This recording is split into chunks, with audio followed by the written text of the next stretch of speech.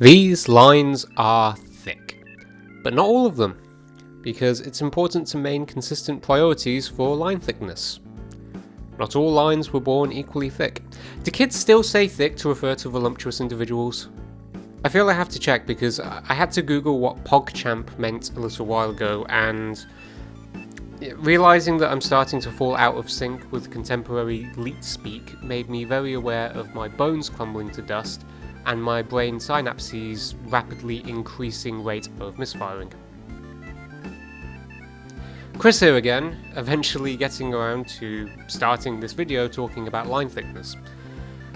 So, when drawing characters in front of rendered backgrounds, especially when working in black and white, it can be very easy for characters to get lost in those backgrounds, by which I mean, if your characters are comprised of black lines on a white plane, and your backgrounds are also made out of black lines on a white plane, then it's easy for them to get all jumbled together in the reader's eyes, and then you end up with unclear action and just a generally messy comic panel that doesn't communicate visually any of what it's supposed to.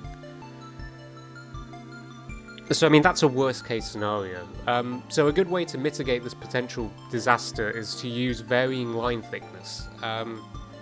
So make the characters or objects intended to be the focus of your panel use a line thickness that you treat as the baseline line thickness. And then when you draw the background, use a noticeably thinner line thickness. And then, obviously, if you draw stuff in the foreground, make those some white chufty motherfuckers. Now, this motherfucking chuftiness can also be used on characters or objects that aren't in the foreground necessarily to give them greater emphasis. Line thickness is something that I don't think I use enough, and I need to really use more in the future. So here, for example, I use thicker lines for the Doctor's head and eyes, taking up most of the frame looking at Jack. I use it to distinguish the Doctor's palm from the headline when he's holding the newspaper. I use it in the top panel, but that panel is a whole separate thing for reasons I'll get into in just a moment. But yeah, that's about it. And I could have used it a lot more other times to help emphasize the importance of a panel subject, or just to help it, to stand out from the background. Two great examples of this are the last two panels, which may or may not be visible right now, depending on how well this, syncs up with the massively time-compressed footage you're seeing right now. But yeah, so the second to last panel, which is a mid of the character in front of a wallpapered wall, his silhouette is kind of getting lost in the wallpaper pattern because they're both more or less the same line thickness. So just a quick aside, when I talk about a character's silhouette, in this instance, I'm referring to a principle of character design and posing where you want to design and pose your characters in a way where if you removed all their colour and detail and they were just a silhouette, you'd be able to tell who they are and what they're doing. It's a good way to make sure your characters are maintaining visual clarity. I'll link to this little guide in the description. I believe it's taken from a Nickelodeon talk in 2005.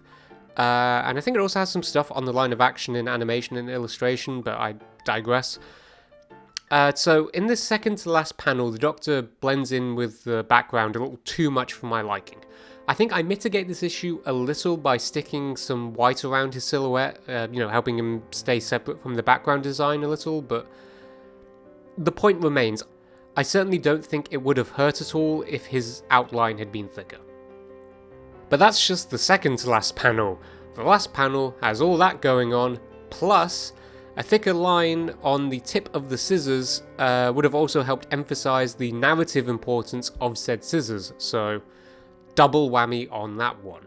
Like I say, my choice of separating the object from the background with some white helps this somewhat, but better safe than sorry in terms of visual clarity.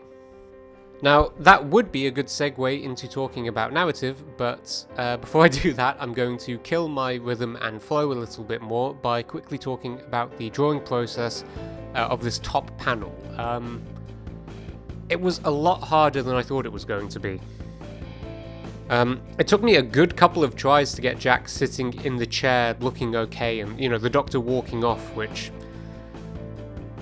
I mean, Jack, I can kind of rationalize as it being a full body shot that needs to stay relatively in proportion, while also using some foreshortening on his hands and knees, but the Doctor is a pretty straightforward, side-on shot of him walking off in a way that's supposed to be stiff and tense, which, I mean, one, that isn't as hard to draw as a three-quarter turned-around shot or a straight-on perspective.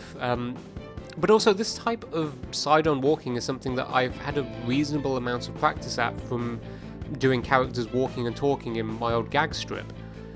But yeah, for whatever reason, I remember really struggling to get anything down for this first panel. A panel which I thought was going to be quick and low effort. I wish I could give some insightful reason as to why the Doctor in this panel gave me more grief than I was expecting, but I think it is unfortunately as simple as I just wasn't feeling it that day. I think Plague of Gripes has talked about this, and I know Araki's mentioned it in Manga Theory and Practice. But yeah, some days you just can't warm up, you can't get into the swing of things, and I guess in those circumstances, when I've set aside time to get drawings for a project done and it's becoming apparent that that just isn't going to be an option, it's actually kind of advantageous that I'm more or less a one-man show. Because if I can't get drawings done, then good news, there's several thousand other things that need doing.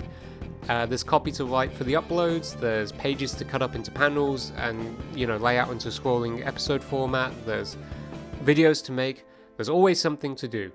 But yeah, I did eventually get the hang of things again and get something done, so that's the conclusion to this uninteresting melodrama. Last little thing about the art I'll talk about is the separate wallpaper pattern that I reuse, and a little lesson I learnt as a result. Don't make the pattern too small and complicated. Victorian wallpaper designs, as best I can tell, generally have these somewhat intricate, slightly regal looking patterns, so I tried to do something like that, but I think I went a little overboard on the details, because when the pattern gets massively scaled down, it just looks like a mess. Also, and I don't know if anyone else finds this, but when you copy a pattern over and over, exponentially, one square of a pattern becomes 2 squares, and then you copy that into a 4 pattern grid, and then you double that again and again and again. It'll make a perfectly repeating pattern in theory, but in practice, if you don't line up everything perfectly every time, you end up with inexplicable dark patches where lines have overlapped where you didn't intend them to, and yeah, you get what happened with this wallpaper pattern, just random patches of black squares. And one more thing, the fact that I don't use a lot of shading in this comic, something that I'm addressing in Drips and Drabs, is very apparent in the cross-hatching on Jack's mugshot panel, because as you eagle-eye viewers will notice, Jack has shadows on his earlobe and around his eye, which really probably shouldn't be there. Aside from that though, I'm pretty happy with how the overall image turned out. I think it has a somewhat old world charm, and it makes Jack look more dangerous than normal. I think some of that also comes down to the fact that I drew his iris smaller than I usually do. Jack's eyes in general are kind of a balancing act, because I usually want him to look innocent and unassuming, so I give him big eyes and irises, but I also don't want to go too Moe Chibi Naya Senpai with the whole affair, so... Well, anyway, to be honest, aside from a couple of things I'd tweak if I could, I'm pretty happy with the art on this page. I think it communicates stuff visually very well. Actually, let's leave art stuff now and quickly talk about the writing. I really like the writing for this page, and I feel that the art does a good job of facilitating that writing. Okay, that's the last thing I'll say about the art. But yeah, I mean, it's arguably playing pretty fast and loose with the rule show don't tell, when the thing being shown is a newspaper headline telling us that the guy is wanted for murder. But it is also telling us a lot without outright stating it, thanks to the composition and the setup. So, up until now we suspected and pretty much knew that he was a wanted criminal, but now we know for sure that that's what he is. Not only that, Not only is he an escaped criminal, he is specifically an escaped murderer who, just moments ago, seemed like he was suffering from some kind of personality disorder. Plus, killers who act innocent and friendly are always kinda creepy and unsettling. So our other more relatable character is stuck with an unstable escaped murderer, and he's just grabbed a pair of scissors, aka a potential weapon, aka an improvised stabby-majig. So in this panel, I tried to build up the tension by making one of the two known people in the scene more of a threat, and by giving the other character a reason to be more scared and jumpy, as well as a potential weapon. So my intention was to raise the stakes of the scene and further add the promise of conflict. And like I say, despite my complaining about my work, I do actually really like this page. I feel it shows good execution of good scene writing fundamentals to the best of my abilities at this time.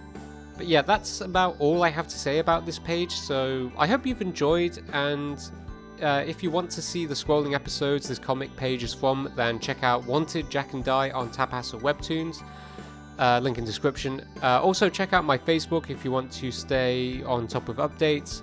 Also, you can pledge on Patreon if you want to stay on top of updates that are a week earlier than normal, while also getting a behind-the-scenes type weekly blog dealy. Music was provided by Jerry Terry and his album Together We Can the Internet. I hope you've enjoyed this, and I'll see you next time.